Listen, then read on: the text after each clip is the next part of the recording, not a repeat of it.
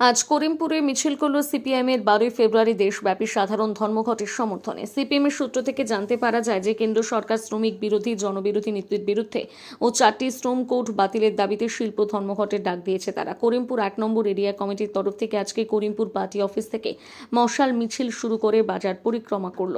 তাদের এই মিছিল থেকে কেন্দ্র সরকারের বিরুদ্ধে যে শ্রমনীতি ও কেন্দ্র সরকার শ্রমিকদের কিছুই করছে না, শিল্প ঢুকছে, তাই এই সরকারকে বর্জন করতে হবে, তারা স্লোগান তুলেছে।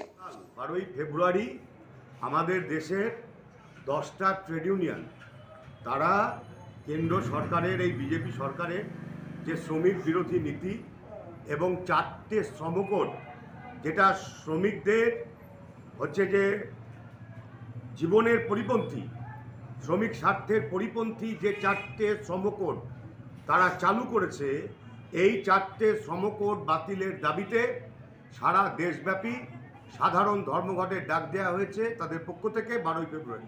আমাদের রাজ্যে যেহেতু মাধ্যমিক পরীক্ষা শেষ হচ্ছে কালকে, আবার কালকে উচ্চ মাধ্যমিক পরীক্ষা শুরু হচ্ছে, স্বাভাবিক কারণেই আমরা আমাদের রাজ্যে সাধারণ ধর্মঘট না করে এটাকে শিল্প ধর্মঘট করা হচ্ছে এবং এই শিল্প ধর্মঘটটা হচ্ছে ওই 4টে শ্রমকোড বাতিলের দাবিতে। এই দাবিকে আমরা সমর্থন করি এবং এই শিল্প ধর্মঘট সফল করবার প্রশ্নে আমরা মানুষের কাছে আহ্বান জানিয়ে আমরা আজকে আমাদের যে করিমপুর 1 ব্লক শ্রমজীবী সমন্বয় যে কমিটি তার আহ্বানে আমরা এই মিছিল সংগঠিত করলাম। কোথা থেকে কত দূর পর্যন্ত গিয়েছিল?